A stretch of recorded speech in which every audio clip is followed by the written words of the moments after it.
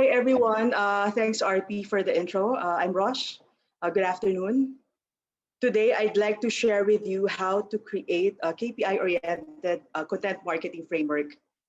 I'm pretty sure that with the good lineup of topics and speakers since yesterday and up until tomorrow, there will be so much learnings and sharing to be had. But let me ask you this question. How do you define success in your company? How do you define success in your industry? I'm really interested to know. If you have time, you can leave your responses in the chat below if you like. Maybe you wanted to ask me as well, what is the connection of this question to my topic, right? There is a direct correlation. The question sounds so motherhood right now, but it is really one of the most, I would say, difficult to answer. Sometimes it also depends. Your answer also depends on the level of on your expertise and at the same time on your level within the organization. That's why it's even all the more important that your view is the same or in the same realm with your senior leadership team. That all you are aiming for is having the same goal. Why is this important? Because your content marketing must help solve a business issue. Now that's the connection. Let's start with identifying your company's smart KPIs. We need to be able to get to this level of details to ensure that the content that we are training is measurable. That's super important to determine if the content marketing that we do contributes to the business. And that's totally part of the framework, right, for content marketing. A bit of a refresher for those of you who are familiar with the criteria when we say SMART KPIs. S being specific, that you have to ensure that the KPI that you are aiming for is not too broad or is it clearly defined and identified. It has to be measurable. Can I easily quantify this measure? Is it attainable? Is it realistic for us to obtain the measure?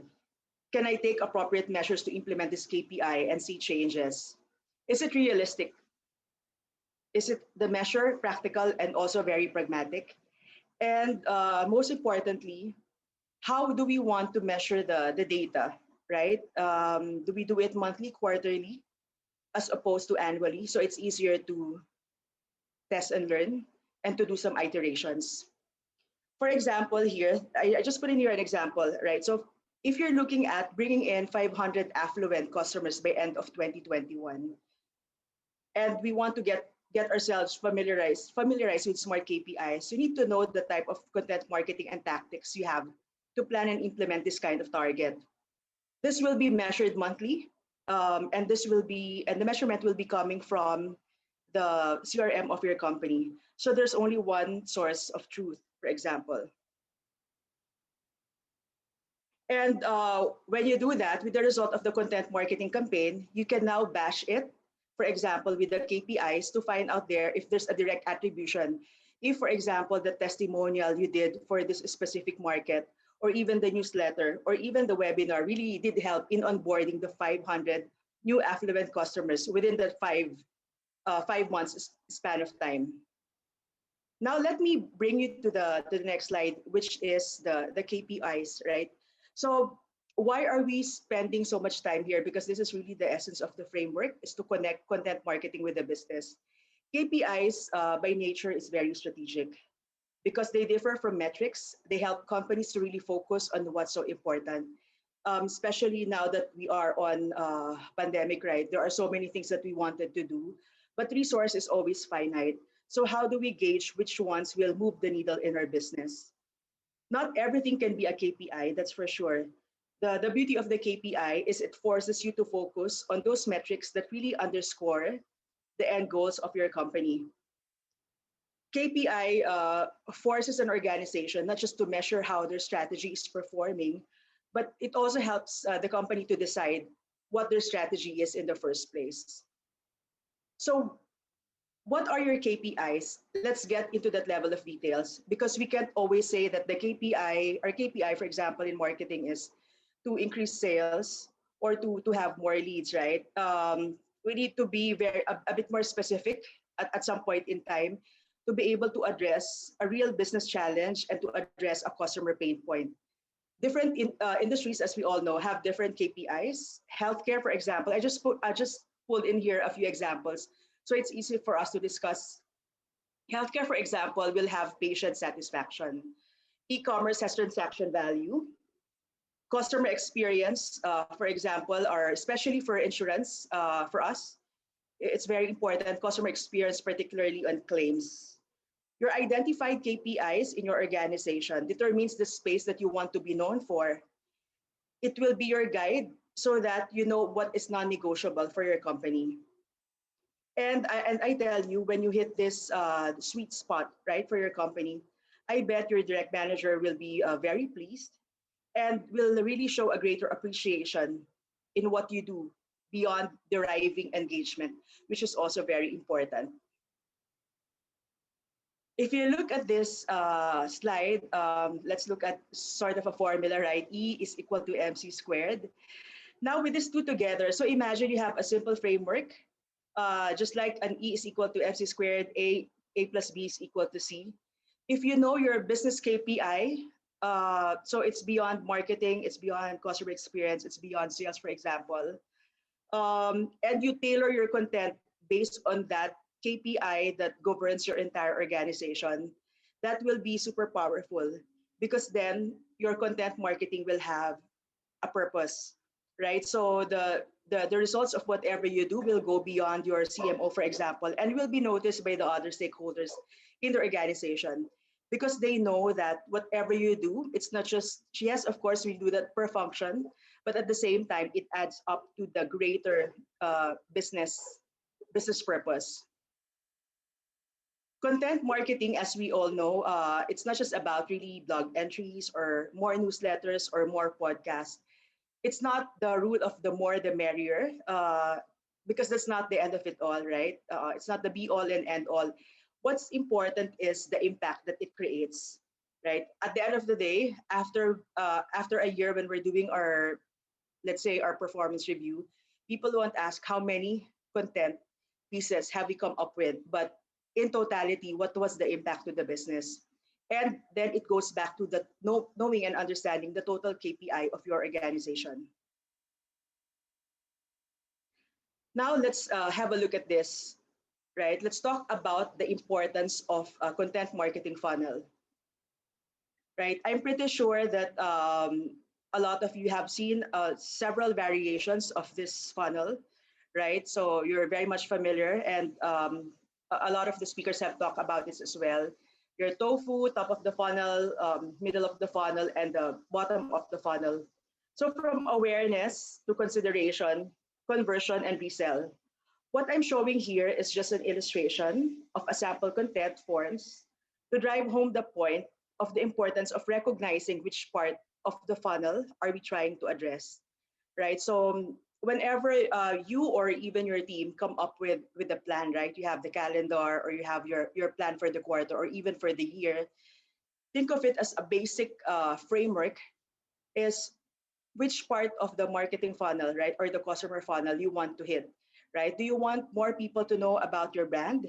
Do you want them to already compare you with the others in the market and make sure that you come out a winner in terms of the proposition? Or are you hitting the customer, right, that are already convinced, but it needs a bit of nudging for them to not just know about your brand, consider it, but eventually purchase it. So that's very important. So why? Because it's kind of targeted, and you know exactly the action that you are looking for, right? The last thing you wanted to do is to load a content out there and just have a very vague type of conversion. This is especially true and very important if you have a dashboard because you can see exactly the results that's coming out based on the content that you just published. But first things first, because you're familiar already with all sorts of all types of content format, but then we go back again to our topic, which is the KPIs and deriving a content framework. This is super important, right? You need, I'm not sure if a lot of you here are doing SEO from the get-go, search engine optimization. What's super important when we create the framework is to have this established, right? This is a very unique proposition, have a very unique and specialized skill sets, right? So have the team, whether you get a partner or you have it in-house, on board that SEO team and your own SEO strategy. And as we all know in this digital world, right? If you are searched online and your brand is not there, then as if you don't exist, right? Even more now that we don't even get out of the house as much as we want it to be. The default is we just search online and check who you are and check your credibility. So when you already have that team in place, for example, and when you're starting with your SEO strategy, the first thing that you have to look into is identify the target segment that you wanted to reach based on your business and based on your objective. What are the top keywords, for example, are they looking at, right? Are these keywords, for example, in line with what your company is known for or what you want your company to be known for? For example, let's say your company is into being innovative, right? Being fresh, innovative, relevant, and all that. But then you look at the keywords of the customers, for example, or even the top ranking, and you wanted to bid or you wanted to put your strategy towards being traditional, being big, and being classic, right? So you see the disconnect. So here you are as a company, you wanted to position yourself as an innovative and fresh, and yet you wanted in the SEO world, you're carving your mark in the traditional and the classic. So those two have to align, right? Because that's really important, especially really now. And and mind you, when we do SEO as well, when you think of your framework, you look into your audience. So some of you might have a regional remit, that's fine. Some of you might be doing a local remit, and some of you, if you do, let's say, in-country remit, then you have to understand that the the capital of the country is not the center of the universe. There might be in some other markets, for example, the provinces have higher sales conversion, for example, or higher source of awareness and consideration from the provinces. So if there are any nitty-gritty or vernaculars that you need to be mindful of, then you have to put that right in your entire SEO strategy. Here are some tips in coming up with your own KPI-oriented content marketing framework. So first things first, we have to start something with the end in mind. It all emanates from that. Be clear with it. It gives you that crystal clear focus on what you wanted to achieve for your company. And when you come up with a framework, it's even more important because framework is a long-term strategy, right? You set it up and ensure that your team or even the other team members within your group or outside your group are guided but by that principle. Because when you start doing your content marketing, we all know that it's a very fast paced kind of work. Sometimes we might be overwhelmed with all the types of content that we have to churn out.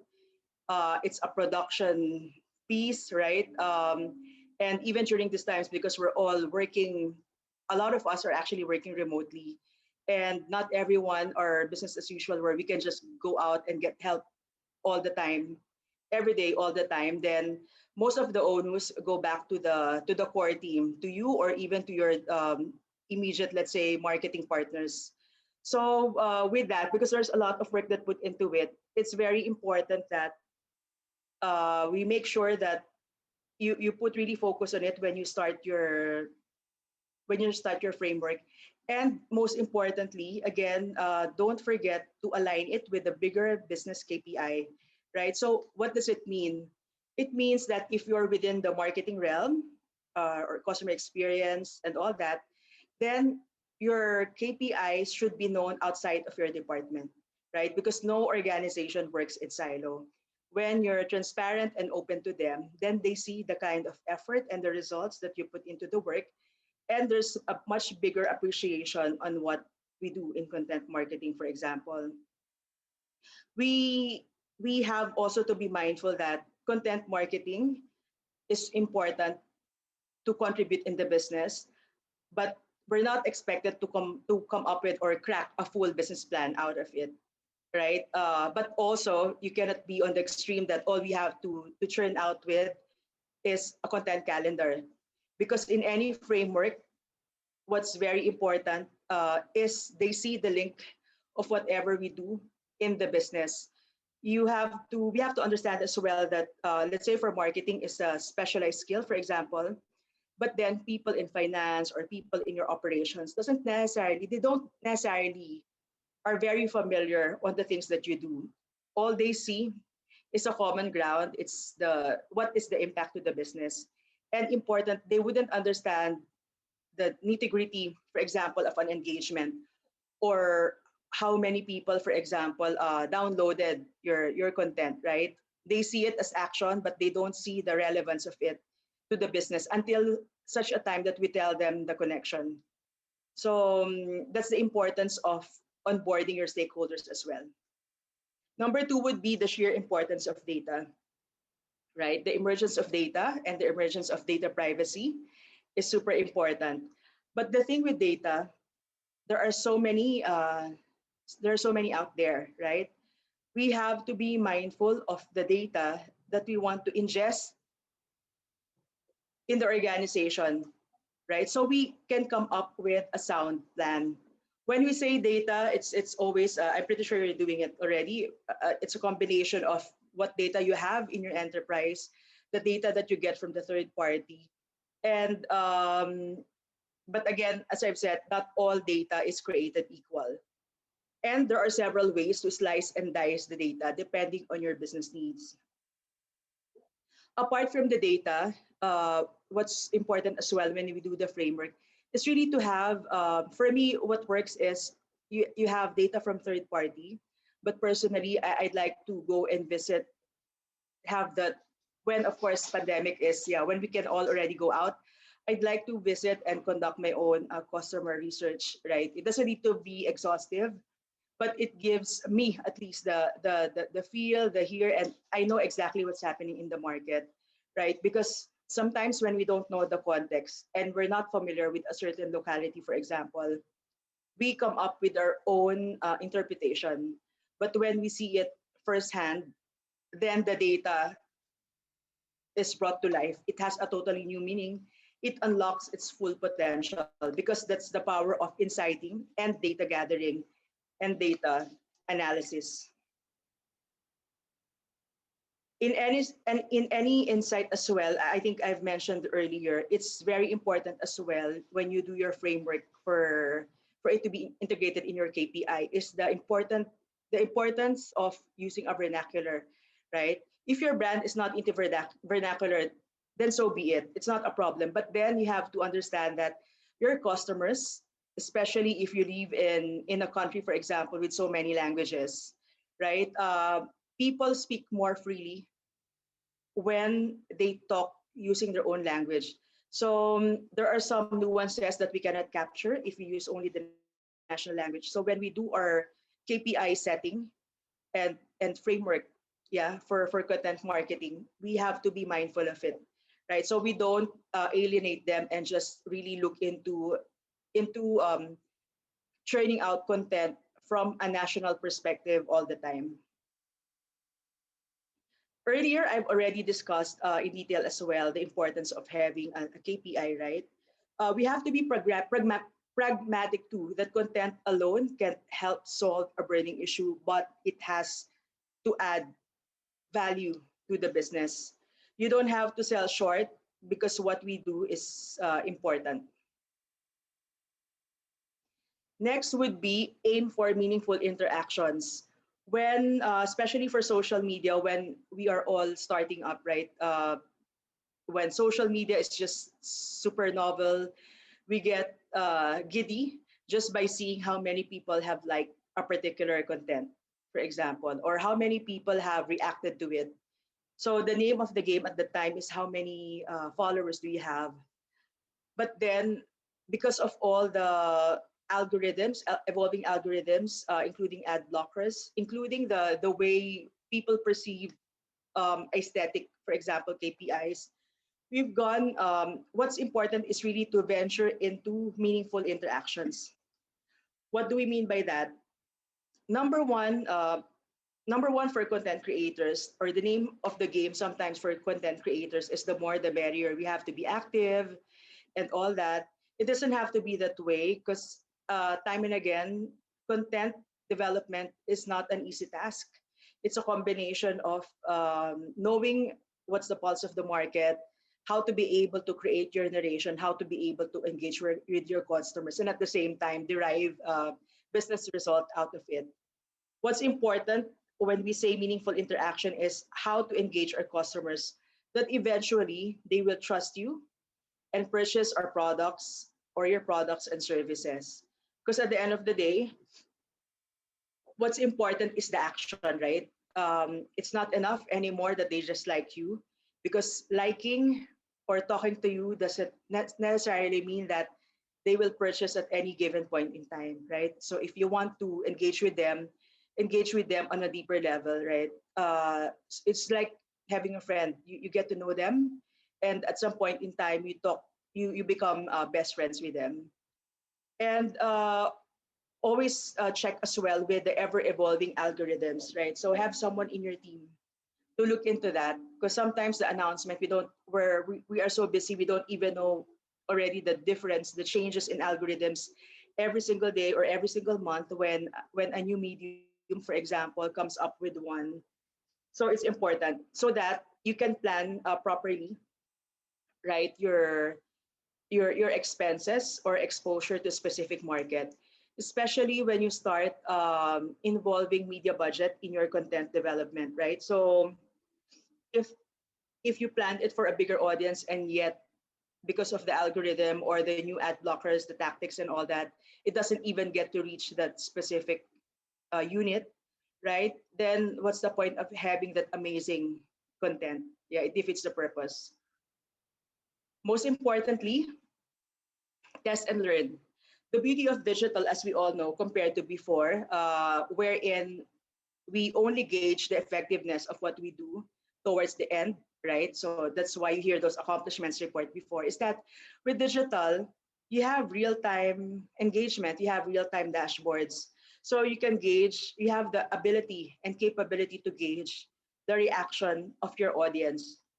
So sometimes as well, we come up with really outstanding content, right? And we feel that this is it. This one will go viral.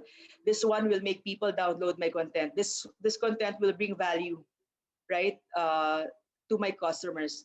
But then all our hopes and dreams gone in a minute, because as much as we thought it's a blockbuster hit, it's not, for whatever reason. But fret not, because it's not the end of the world. That's the beauty of test and learn. And when you have digital and you're using the agile methodology, is that you can directly